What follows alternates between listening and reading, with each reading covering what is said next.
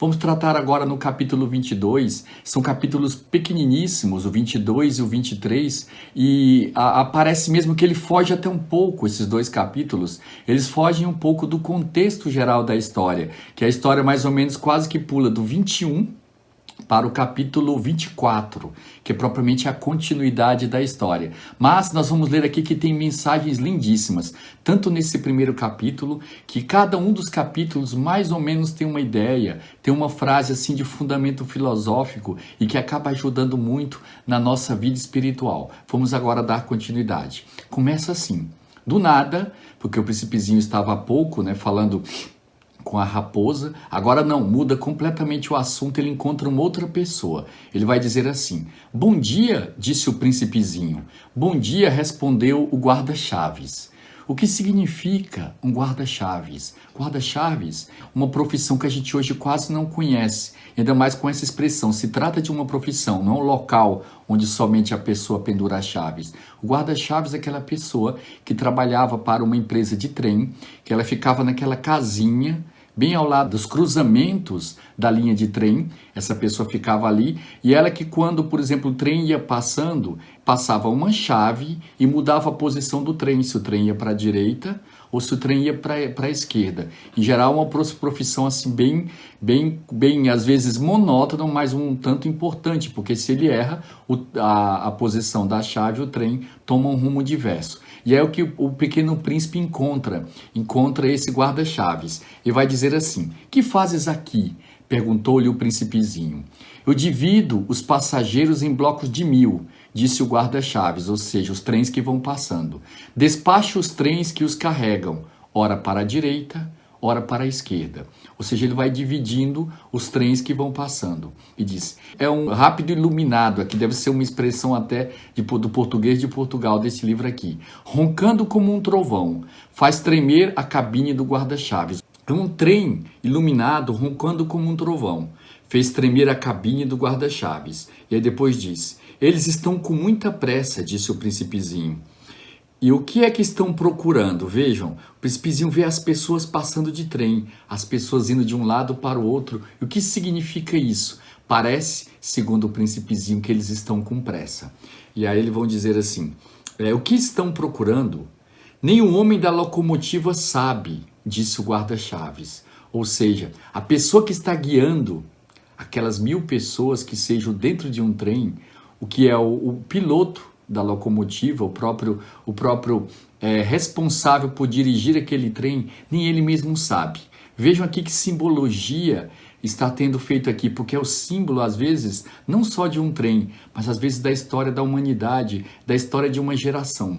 Nós temos, às vezes, um guia, nos guiando agora a nossa geração aqui nessa terra, e nem mesmo ele sabe por que estão levando. E curiosamente aqui ele faz uma referência a certo tipo de pressas. Aqui vai ser propriamente uma das críticas que o autor vai fazer sobre a pressa desse tempo moderno. Mas pressa para quê? Porque todas as coisas vão adquirindo uma velocidade maior e deveria isso o que facilitar a vida de cada um de nós. Ou seja, a gente poderia fazer mais coisas, mas nem sempre é isso. Vamos ver aqui. Ele vai continuar. E trovejou, nem o homem da locomotiva sabe, disse o guarda-chaves. E trovejou, em sentido inverso, um outro trem rápido. Já estão de volta? Perguntou o príncipezinho. Não são os mesmos, disse o guarda-chaves. É uma troca, ou seja, um trem estava indo, outro trem estava voltando. O pequeno príncipe achou que era o mesmo trem que tinha ido, depois, pouco tempo depois, tinha voltado. E aí depois ele disse, não estavam contentes onde estavam? Vejam bem, porque quem vai para um local certamente está indo em direção àquilo que ela quer. Só que depois essa mesma pessoa volta. Então vejam aqui o problema que o pequeno príncipe está levantando. Ou seja, quem está voltando então não estava contente, porque quem está indo está achando que está indo bem. Quem está voltando então não está contente. E ele vai dizer assim, nunca estamos contentes onde estamos, disse o guarda-chaves. Vejam o quanto é profunda essa frase. nunca estamos contentes onde estamos. É muito comum nós vermos as pessoas dizerem, as pessoas falarem que, por exemplo, a vida do vizinho, né? Feliz é a vida do vizinho porque a gente não conhece. E é muito característico disso, de cada um de nós, a gente não está contente. Quando está frio, a gente às vezes está contente, sente falta do calor. Quando está calor, nós sentimos falta do frio. Quando, por exemplo, estamos assim, viajando, de vez em quando vem a saudade de casa. Quando estava assim em casa, de vez em quando vem a saudade da viagem. Então, o que isso significa? Significa que nós nunca estamos contentes. E por isso que Dr. Plínio, analisando esse sentimento natural do ser humano de nunca se contentar, ele até dizia mesmo que nós somos um ser, que nós estamos, nosso local mesmo é o céu. E só inteiramente no céu é que nós estaremos inteiramente felizes, inteiramente contentes com a nossa vida. E aí vai continuando aqui, ele vai dizer, nunca estamos contentes onde estamos, disse o guarda-chaves. E um terceiro trem iluminado trovejou, né? Iam passando os trens. Estão perseguindo os primeiros viajantes? Perguntou o príncipezinho. Não perseguem nada, disse o guarda-chaves. Estão dormindo lá dentro ou bocejando. Só as crianças esmagam o nariz nas vidraças, ou seja, enquanto o trem vai passando, as únicas pessoas que contemplam a paisagem onde estão passando, estão preocupadas em ver o que está acontecendo, são propriamente as crianças. Os adultos, eles continuam dormindo. E ele vai dizer assim, só as crianças sabem o que procuram. É a segunda frase que ele vai dizer, disse o príncipezinho. Perdem tempo comum à boneca de pano e a boneca se torna muito importante e choram quando a gente toma. Ou seja, quando uma criança, ela encontra, por exemplo, ela tem a boneca de pano e ela perde, ela tem um tal amor por aquela boneca de pano que ela passa a ter uma importância enorme. E nós somos assim seres que estão sempre à procura de tantas coisas que às vezes perdemos muitas das coisas e nos damos conta.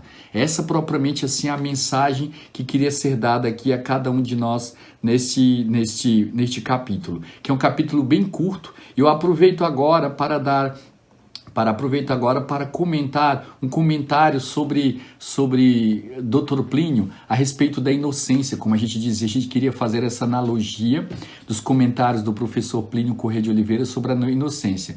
E vejam como sempre o ponto central aqui dessa história é o senso do maravilhoso. É esse senso da maravilha que o próprio autor, o Pequeno Príncipe, demonstra a cada momento. Então, Dr. Plínio vai dizer assim, que é a tendência da criança a ver tudo de modo maravilhoso. Aqui o autor comentava o quanto as crianças iam dentro do trem, passando, olhando para as janelas do trem, porque tudo aquilo para ela é algo maravilhoso. Aí vai dizer o seguinte, esta ordem primeira traz consigo a noção de tal coisa é bela, que tal outra é boa, que se deve fazer deste ou de outro modo.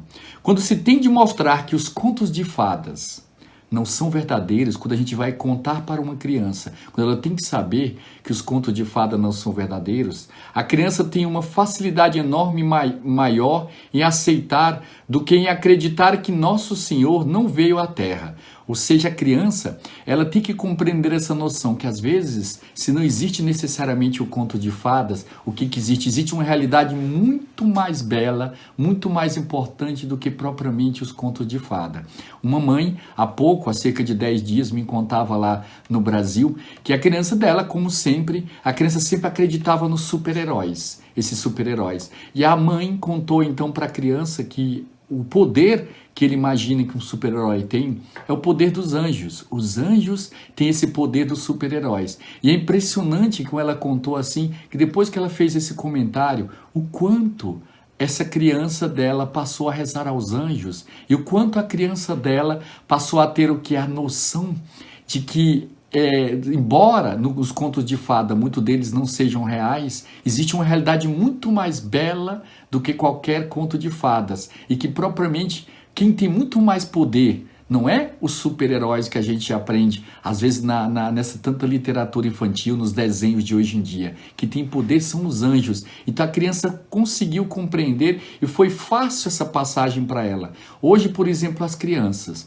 como está sendo dito aqui, ela é educada, ela é mostrada como vendo que não existe esse mundo da fantasia, o conto de fadas, mas apresente para ela nosso Senhor Jesus Cristo, apresente para ela a Santa Igreja Católica, fale para ela do céu, que é muito mais, é algo muito mais superior, muito mais belo e muito mais assim cheio de vida e de maravilhoso do que propriamente os contos de fadas. É isso que o Dr. Plínio está dizendo. E vai dizer o seguinte: pois ela percebe facilmente que o conto de fadas é uma história, mas ela gosta de ouvir o conto que é mentira, porque ele diz algo que é verdade. É um envelope fantasioso que traz uma verdade magnífica, uma verdade oculta, de onde a tendência da criança a ver de modo maravilhoso aquilo que ela vê.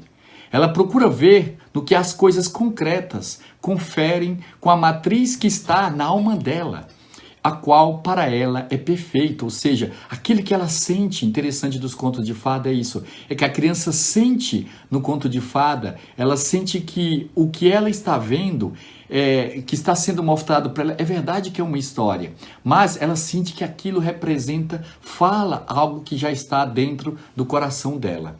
Como a coisa concreta não é perfeita, a criança procura vê-la pelos seus melhores lados, por uma necessidade de espírito perfeitamente lógica. Como ela vê que ela tem no fundo da alma dela uma matriz de perfeição, de maravilhoso, e ela dentro de casa, dentro da realidade, ela não encontra essa perfeição, ela, quando é contado para ela um conto de fadas, ela tem assim essa tendência de acreditar, de se maravilhar. Por quê? Porque ela compreende que ali é que está propriamente a verdade de todas as coisas. E quando é para ela apresentada a visão sobrenatural das coisas, aí ela tem essa compreensão maior. Ele vai dizer o seguinte: o que não é perfeito, no momento, não interessa para ela. Não se trata aqui de sonho, nem de subjetivismo errôneo, mas de um operar inteiramente legítimo, lógico, existente na mentalidade infantil. Daí uma espécie de felicidade paradisíaca que vem da ideia de estar posta num paraíso inocente, onde tudo para ela parece perfeito. E a criança, ela nessa etapa, como ele vai dizer assim, ela tem uma fidelidade. A criança tem, por exemplo, uma fidelidade, não só a criança, mas o inocente tem esta fidelidade. E ele vai dizer o seguinte: nesta primeira etapa, a perfeição parece coidêntica com a inocência. Ou seja, ela encontra dentro da alma dela inocente uma tal perfeição que ela vê que é idêntica. É uma perfeição, ela é coidêntica, perfeição e inocência para ela é a mesma coisa. Tanto que a criança olha para o pai e diz: o pai é perfeito. A mãe para ela é perfeita. O bercinho, ou se não a caminha dela, é perfeita também. O brinquedo é perfeito. A florzinha que colhe no jardim, tudo é perfeito para ela. Por quê? Porque ela tem esse grau todo de admiração.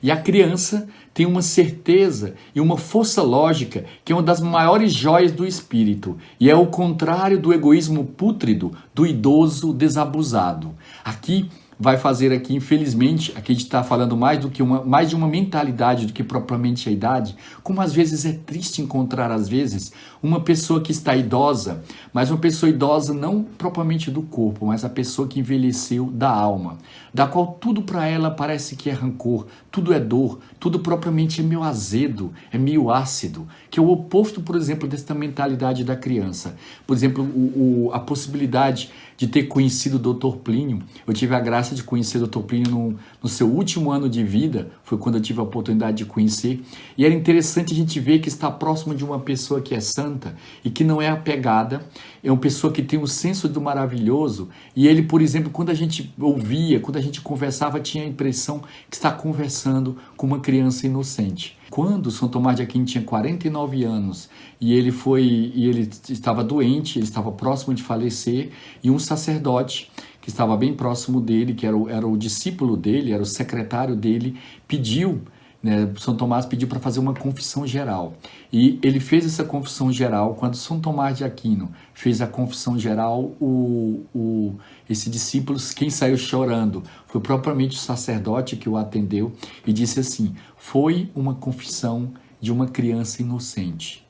Ele diz assim que a confissão de São Tomás de Aquino foi uma confissão de uma criança inocente. É isso que a gente deve, por exemplo, sentir. Pouco importa a idade de cada um de nós. Isso é irrelevante. O que importa é que nós mantenhamos esse espírito juvenil, esse espírito aberto para as coisas do maravilhoso. Veja o que ele está dizendo aqui.